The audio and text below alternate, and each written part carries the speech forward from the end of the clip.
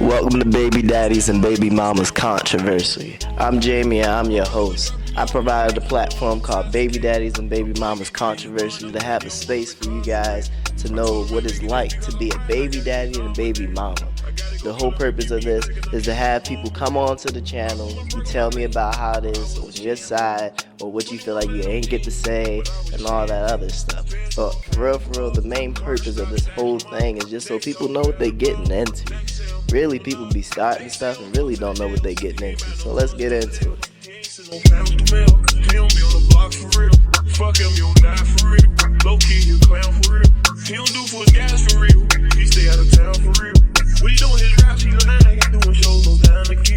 I love them deep, they turn their back on me, them sounds for real. So we're live on Baby Daddies and Baby Mamas Controversy. I'm here with Ja.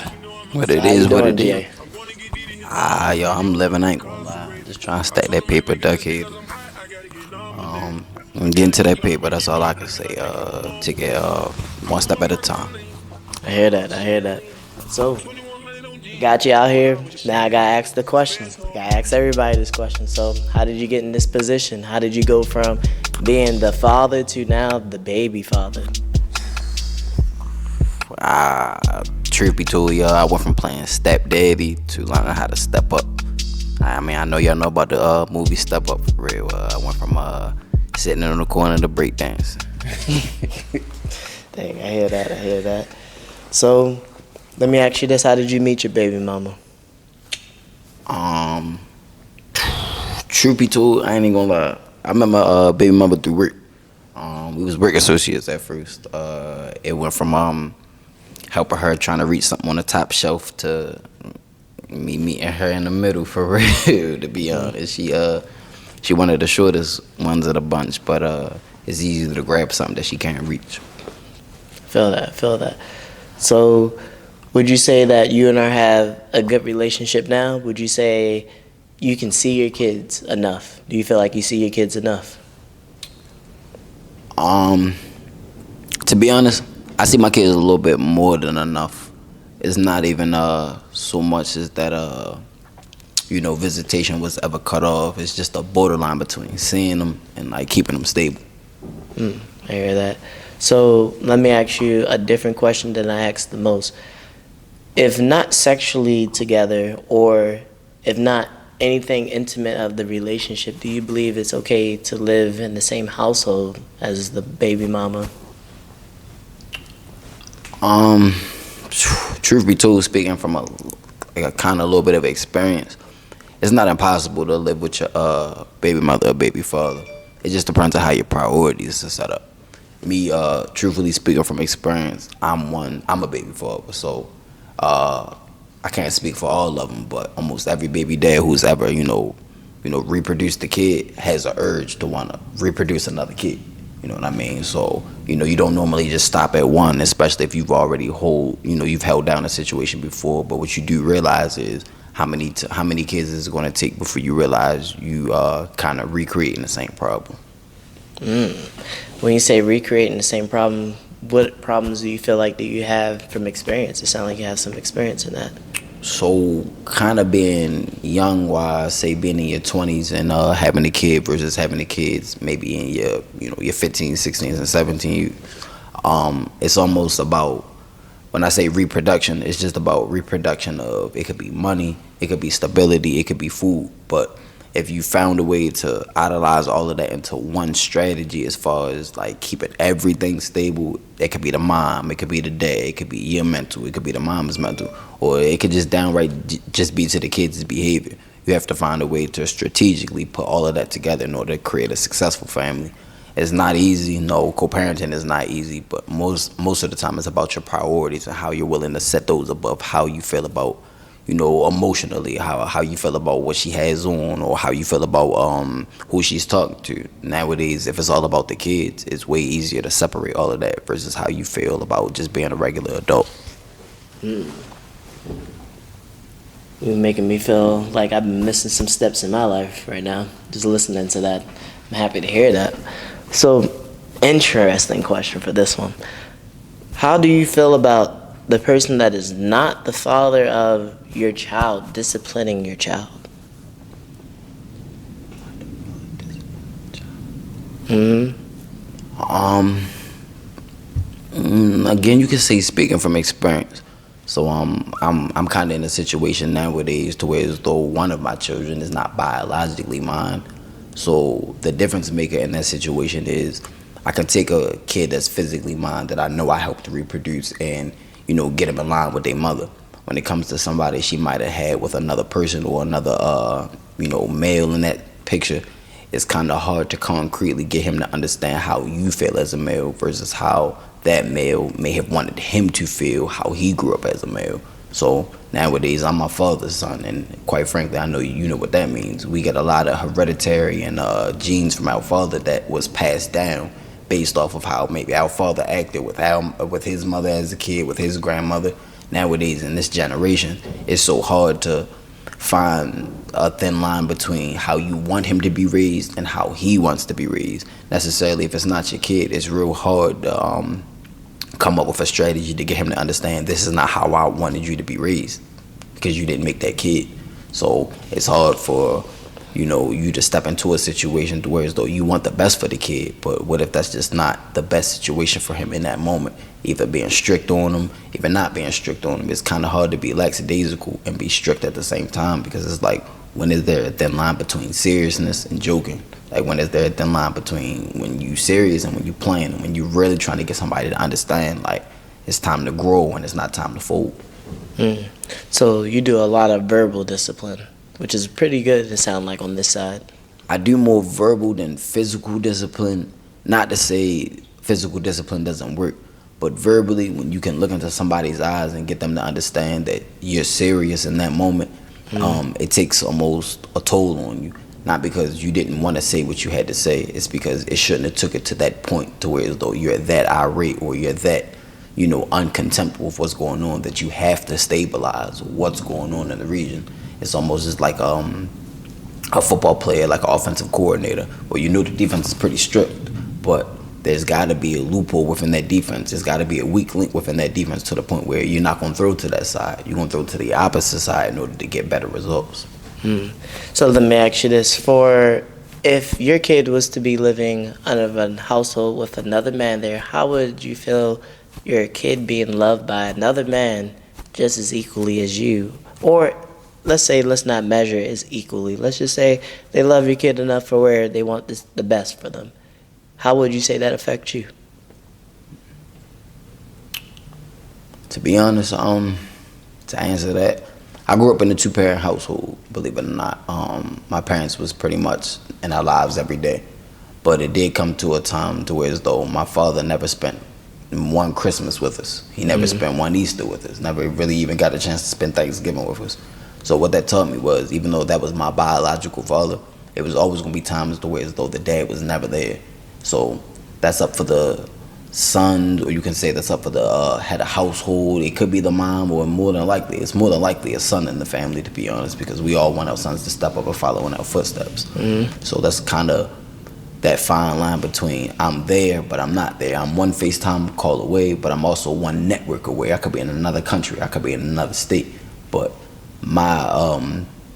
the mark I left on that family should have been to where as though no matter where I am, you should be able to reach me. You should be able to reach my mind. You should be able to reach my thoughts. You should be able to reach my emotions. You should be able to reach my judgment on how I passed on that family, or my strategies, the way my dialect, the way I move should always be with you, as far as whether I was in the house with you physically from 3 to 12 or from 10 to 7 or from 9 to 5. It should never be a moment in time to where as though you shouldn't be able to reach me as a dad. But there will be a time where I leave. There was a time when my father left. There was a time where a lot of dads left. It's just about how much is going to be beneficial from the time that dad's gone to the time that dad comes back and says, well, hey, y'all, how's school? Or how's everything going? Are you respecting your mother? Are you holding down the house? Are you following the rules? Are you still being the child that I've raised from the day I took you out the hospital to the day I took you home? Man, you give me so many different perspectives. This helps me out, honestly. So, how does it feel being a young parent? 26, young parent. How does that feel? In the year of 2023, being the age of 26, almost 30. Yep, big call to M1. Parenting to its highest degree, I'm not gonna lie, it's just challenging. You don't want to be the strictest parent. You don't want to be the loosest parent. You don't want to be the toughest parent. You don't want to be the weakest parent. But it's got to be a fine line between what the world wants and what you've always idolized for your kid. Ever since the day my kids was born, the only thing I could picture is them not making the same mistakes I did growing up, because I refused to even listen to my parents, my friends, or any other adult that was actually in my position to teach me right from wrong. So one thing I'm going to speak on, you said that mistakes that you did. Tell them the mistakes are not mistakes, those are lessons. Many people forget about this. Each mistake is a lesson because you can't go back. I agree. You can only learn from it. You do it once, you can learn from it. You do it twice, it becomes human nature. So speaking on that, or to go off of that, I agree. When I was growing up, especially all my intermediate phases through high school, my parents always taught me, to be honest, once you think of something and you react on it, it's more of a decision and not a mistake. You always had that first second nature to, minimize the idea or get rid of it or just walk the other way. It's the moment you kind of settle in life is normally where a person goes wrong, because you should never settle.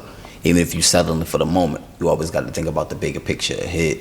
It's almost like putting your food in the microwave for 30 seconds. Well, it's a chance that if you put it in there for 30 seconds, it's going to come out hot. But it's also a chance by the time you get into the middle of that entree, it's going to be cold. Well, how was you to know that 30 seconds was going to heat your food or not? Kind of is what a second chance is for. It's almost like once you dabble in something, you don't really know the end result. But if you walk in there with a clear head and you walk in there with a clear conscience, it's a chance you're going to come out a stronger man or a stronger woman.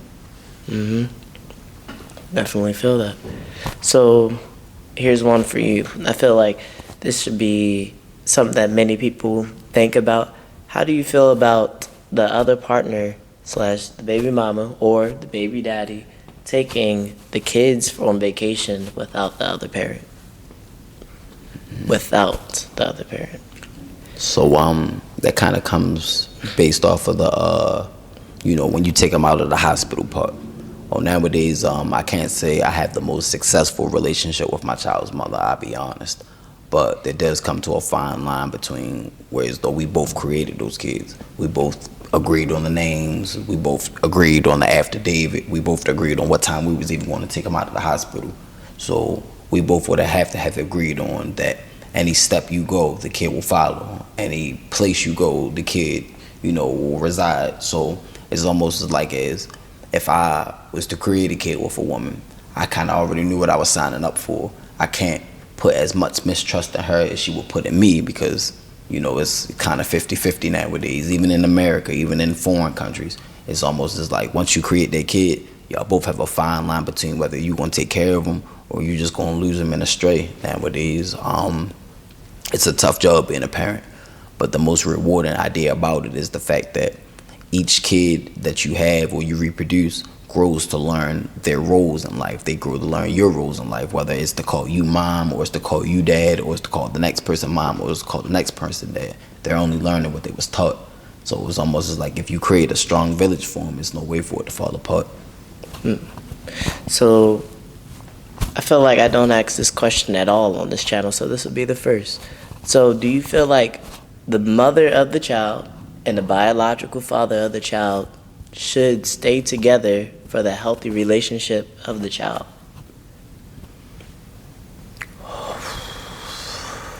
Speaking from personal experience, as much as my kids may resemble me, look like me, or act like me, it's still a part of me as an adult and as a father figure that doesn't want them to act like me. As I grew up, I used to always want to be like my dad.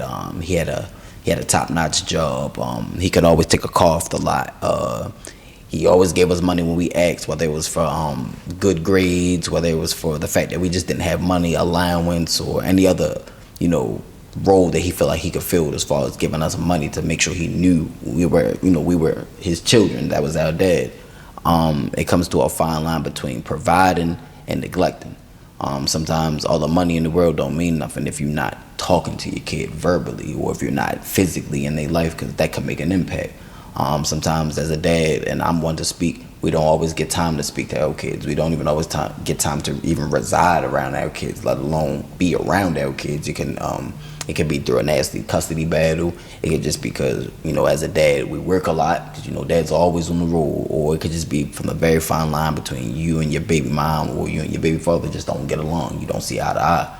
But there should never be a time where the child themselves feels neglected or feels as though you're not doing enough, because there's 24 hours in a day and you don't get another 24 hours.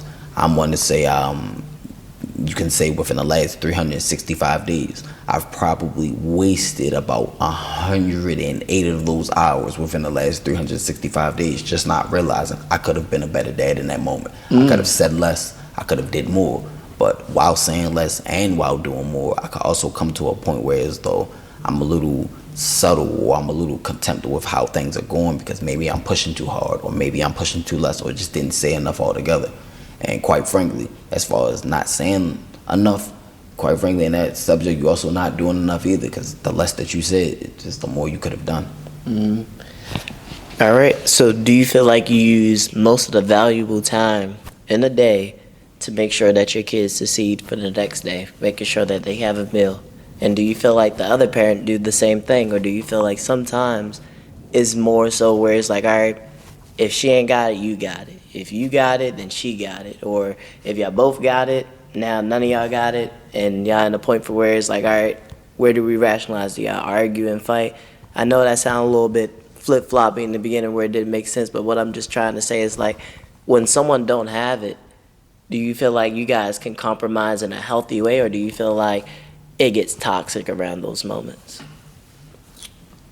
My bad. Let's take away toxic. It gets hard around those moments. I agree. I feel like nowadays, even as a older parent or an older adult, sure, it's been 25, maybe years down the line since you've even sat in the same room as your child's mother or your child's father. Since I've been a parent, not a day goes past that I don't realize that I made that kid with that person. It could be the fact that the kid got my last name. It could be the fact that every gesture that kid makes reminds me of the fact that I took their mother out for a first date 5 or 6 years ago. It could mean that every time I look at one of my kids, nothing goes past me that doesn't remember how their mother had to, hurt or go through some things in order to bring them into this earth. So sometimes it does go over my head as a dad of how much the mom significantly goes through as far as childbearing, or as far as getting the kid to realize who they are or what they're gonna be. Because most of the time, dads come in kind of for the punishment aspect of it all. We come in for the for the rules, for the getting the kids in order. But it does come to a time where even as a dad, the feminism of a dad still sort of kind of gives out, or is brought out due to whatever woman he actually had kids with. So speaking from experience, I'm not the softest guy in the world, but I'm also not the toughest guy in the world. But when it comes to my kids, it's kind of in the middle almost. I don't want them to be as soft as their dad could have been, but I don't want them to be as tough and as powerful as the mom is leading. So it kind of just depends on how the roles is reversed. As a dad, normally you're in charge of maybe money, you're in charge of keeping the kids in line, you're in charge of making sure the kids have the utmost respect, and you're also in charge of making sure that the kids know what future lies ahead of them. But as a mom, you're also there to nurture, you're also there to feed the kids, you're also there to love the kids, you're also there to be less lenient than what the dad is. So sometimes those rules kind of contradict themselves, because as a dad, you kind of don't want to ever put yourself in the mom's shoes, because that's your designed role. But you could be a single dad, you could be a co-parent dad, you could be a co-parent mom, or you could be a single mom.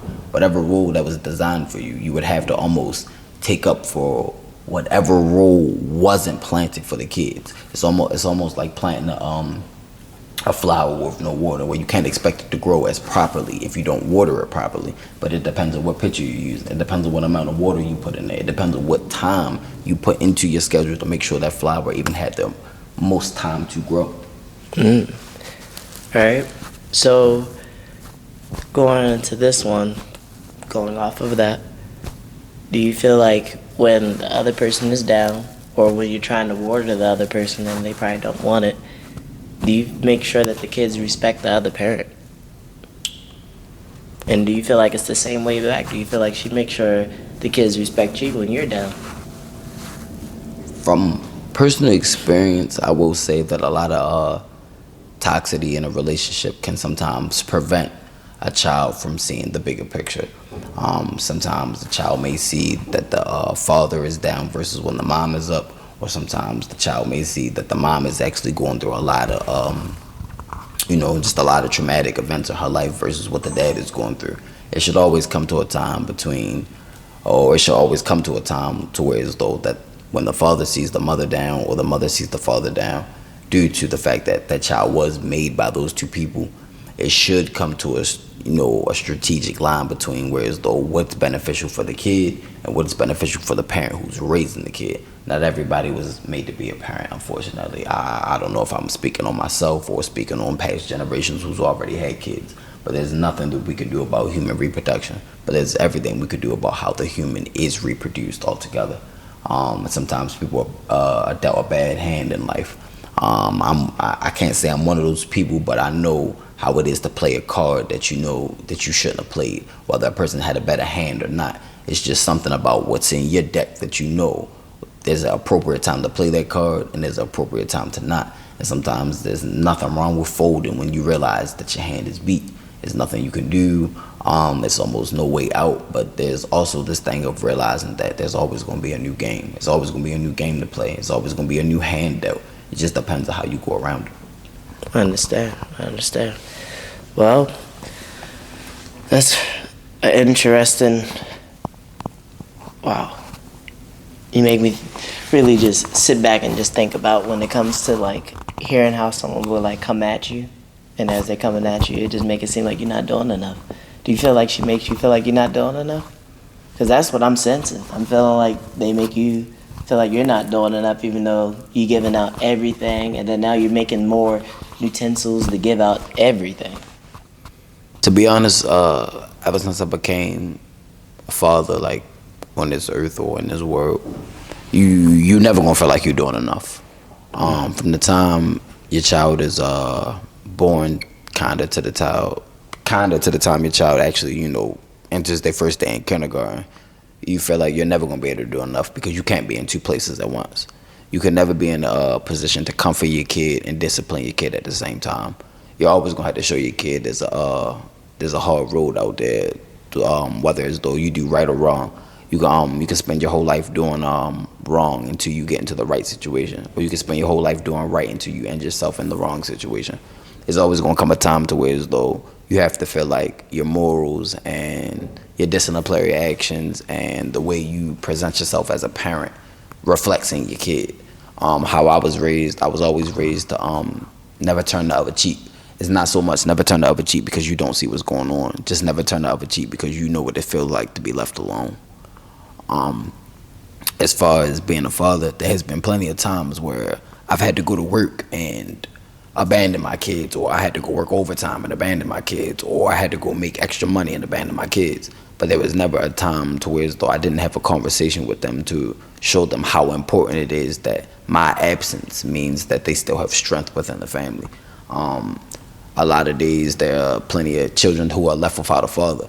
Well, within their father's absence, it's not to say that their kid won't be the president, or it's not to say that their kid won't be a prime minister, or their kid won't be a preacher or a teacher. It's just to say that there's a more so of like a 60-40 chance that that kid will be a product of their father, or they're going to be a resemblance of their mother, meaning as though their mother became two parents, or their father was just something that the kid can never look up to.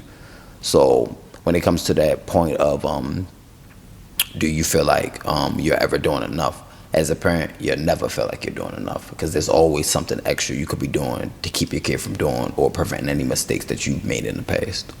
But does she make you, or does she make it seem like you're not doing enough to the kids? To be honest, that's almost like indirectly maybe putting myself in her shoes. So as a dad, I'll never be able to perform childbearing. But what I can say is it takes a lot to be able to not only produce a child, but to wait on that child hand and foot, unlike what the father's role is. So maybe the father's role is to go out and hunt for the food, while the mom's role was to always stay at the house and protect the kid and prepare them for whatever meal that the father brings back at the house. So, in so little words, it's not so much as I feel like I'm not doing enough. It's just I'm always setting myself to the bar to where as though I feel like enough was never done in the first place. As a dad, we always gonna set ourselves to a limit. Well, until my child gets to be the position that I'm in, or gets to be a position that excels the position that I started off, realizing that, maybe life was falling apart, or I'm letting my emotions get the best of me. Maybe I haven't really done as much for my kid as I thought I could have done. All right. So for my next question, where, for the outlet for most people, do you see that you could make your situation better? Where could you see that you could make it better? Or if not make it better, why do you feel like you can't make it better from here on out? I'll be honest. Ever since high school, or being an adolescent at that, I've never felt like there was a situation I could never make better. But I could always feel like there was a situation I never had to take part in.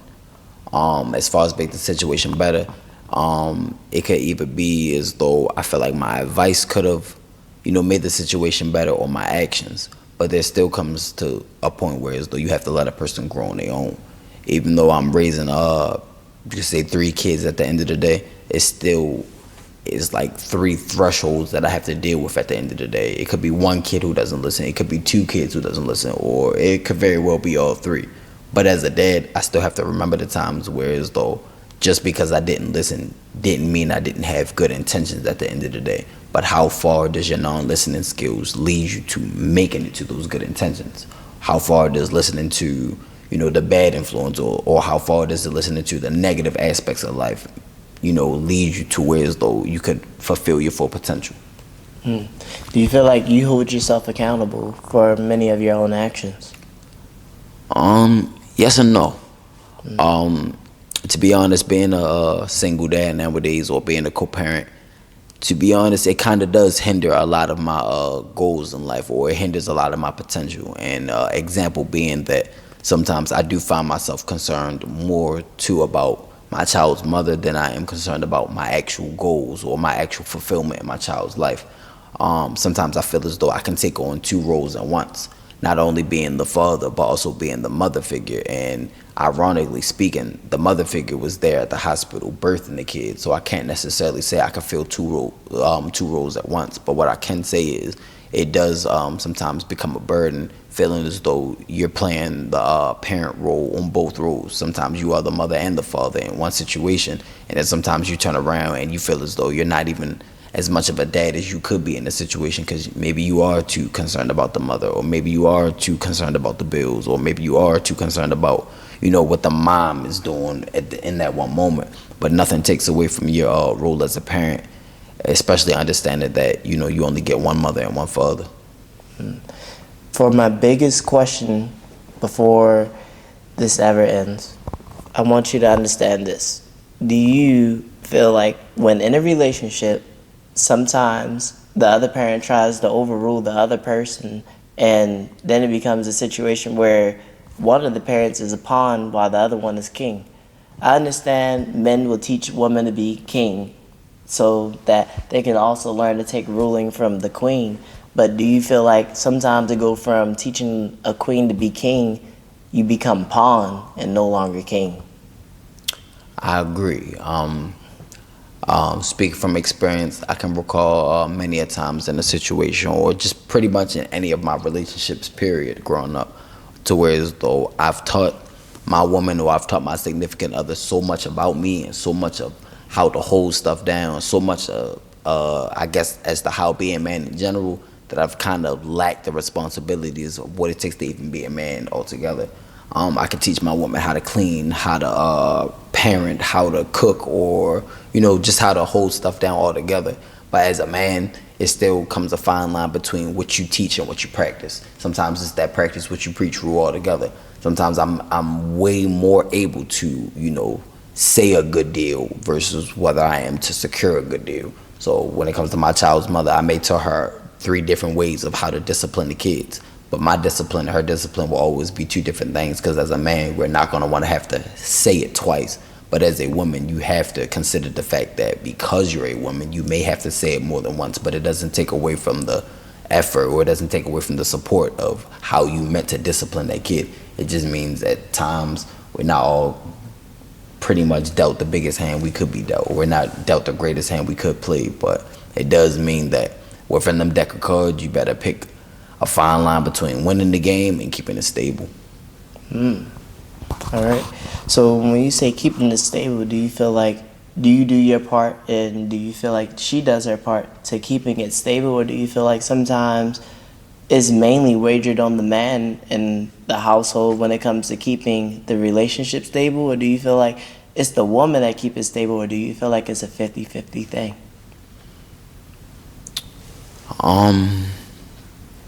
To be honest, nowadays having kids outside of a stable relationship will always be pretty much a 50-50 ball game. It's a chance that if you're not with the mother of your kids, it's a chance your house could fall. It's a chance if you're not with the mother of your kids, your house could, it could rise. You could be successful. You can be independent. You could be that type of child's dad who pretty much handles not only both roles, but handles every single way the kid feels about not only their mother, they feel about their father. But at the end of the day, you're still going to need that loving and nurturing that most men can't give to their kid, because most of the time they have a savage nature. As a man, you already have a savage nature when it comes to your kids. You're there to protect, you're there to discipline, you're there to instruct, and you're there to, make sure everything stays accordingly. But as a mom, you always have that undermining feeling of, no matter what dad says, I'm here to show you unconditional love no matter what, because there will be times where your dad lacks that, because he's more concerned about your better being than he's concerned about you being better in that moment. He's concerned about maybe 50 years down the line, 25 years down the line, maybe even 2 years down the line of how you can be a productive human in this society. Nowadays, moms only typically are concerned themselves around who's harming their baby, who's around their baby, or it's pretty much whoever is in the atmosphere of their baby. They just want to make sure that at the end of the day, they still remember who mom or who dad is. But at the same time, you have to remember who you are at the end of the day. Just because you were raised by those 2 people doesn't mean that you'll eventually become those 2 people. Do you feel like postpartum sometimes affect the relationship? And just to give you a brand gif of what postpartum is, like an adjustment to their feelings, and an adjustment to how they take on wanting to take care of something, and just adjustments to just dealing with the fact of having a kid. That's my best knowledge of understanding that. So if anybody feel like they can better teach me on this, come on to the show and teach me. But for right now, all I understand is just the adjustment and emotions, and after the kid is just like a lot of stuff goes on with them where it's just like, oh, I want this, but then I don't want this. It's like a lot of back and forth. Do you feel like postpartum really affects a relationship? It's postpartum. To be honest, yes, I actually kind of agree on that.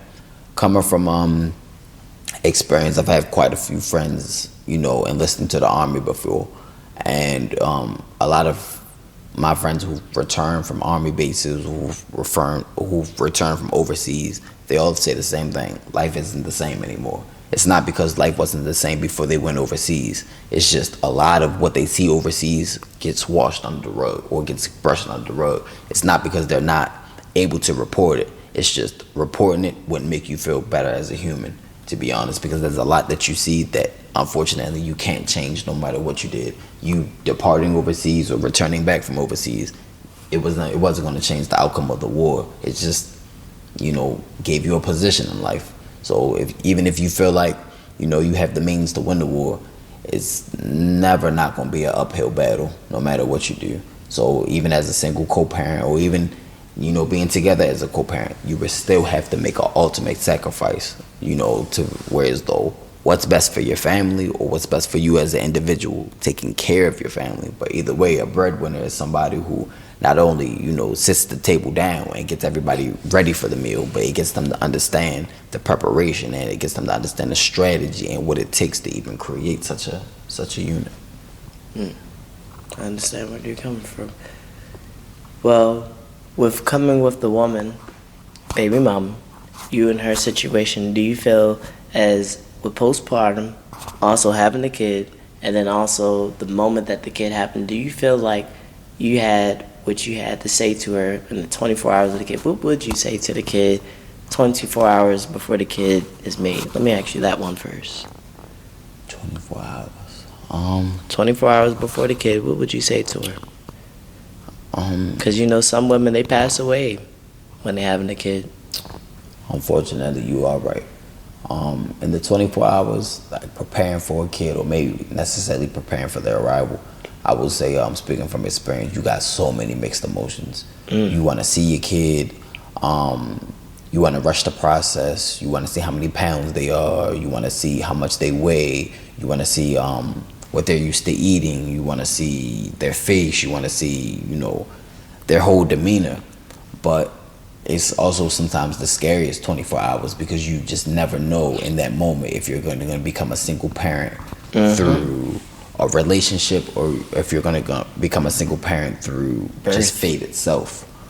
I've been in a situation to where as though I've had to actually, revive or talk to my child's mother in the past, due to the fact that she has passed away a few times delivering kids. Not to mention she's still living, on this earth. It's just scary to feel the burden of playing two roles when you least expect it. Sometimes you could be playing two roles because the child's mother had to step out. You could be playing two roles because the child's mother went away. Or you could just be playing two roles because the child's mother passed away. But it is really hard to play two roles as a parent nowadays, not without idolizing, or at least, recognizing the other parent. As a mom figure, it's real hard for a dad to want to nurture a kid, specifically because a dad's design role is to go out there and, make the money or make the foundation for the kid. It's not to say that the dad has a right or, to undermine the role to undermine the mom necessarily, only because she's the nurturer of the family. That doesn't mean she's not the hunter. That doesn't mean she can't become the hunter. That doesn't mean she can't become the breadwinner. It's just a fine line between what a dad's supposed to do and what a mom's supposed to do. But nowadays in this generation, it's just so common for parents to either get divorced, or, baby moms and baby fathers to either split up and not see eye to eye no more. But it had nothing to do with the foundation of the kid and the upbringing, because nowadays, just because one person sees one thing this way and another person sees one thing another, it doesn't mean that the kid didn't see it from both ways. It doesn't mean that the kid won't grow up and finally realize that no matter what mom and dad says, I'm still my own person. Understood. So, one thing before we end this, I want you to tell people for the outlet what they should know about becoming a baby father and / just becoming a parent. Like, things that they should know. Like, one thing I want for the world to know, for many men, please get full custody of your kids. Because why let someone just take your kid away from you and then you cannot see your kid until they say so?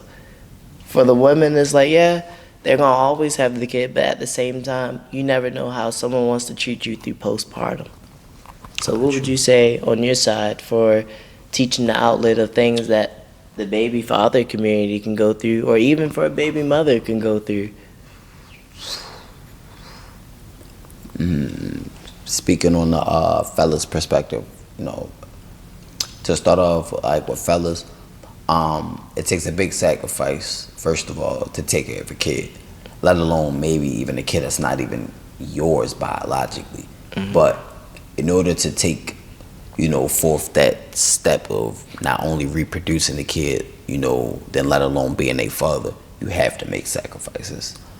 Sometimes life ain't all about, the money or the glamour. Sometimes it's just about that initial, like, almost spiritual connection you have, not only with the mom, but with your kid that you just brought into the earth. It's not because kids are designed to slow parents down, but it's more so of a mechanism to get parents to understand that wherever you are, you're in medias res. You're in the middle of things. So some parents have their kids at 15. Some parents have their kids at 55. There's no telling when you're designed to be a parent. There's no age limit on where as though you're the appropriate parent. But there is a maturity level. There is a pretty much an intellectual level, whereas though whenever you're able to reach that and you're able to have kids, you pretty much put yourself in a space to where as though not only is your sacrifice bigger for the kid, but your sacrifice is bigger for the next generation of kids to come. Because not only do you have a kid, well, in the future, maybe in the next 18 or 21 years, you're designated to be a grandparent. So whatever foundation you set for your kid, you sometimes got to think bigger than that. Not only do you set it for your kid, you set it for their kids, and you set it for their kids after that. But ultimately, as the timeline goes back, or as in the future, as your kids were to look back, they have to start with whatever foundation was already set for them. So they're basing their ideologies and they're basing their structure off of what their parents set for them. Well, even if one parent wasn't around versus both parents being around, they're still looking at two good examples of parents that might not necessarily have saw eye to eye, but they still see the same vision. All right. Well, I'm happy that we can give this out to the outlet. Welcome to Baby Daddies and Baby Mamas Controversy again. I know what it and is. We're out until the next episode. Thank you, Ja. I appreciate you.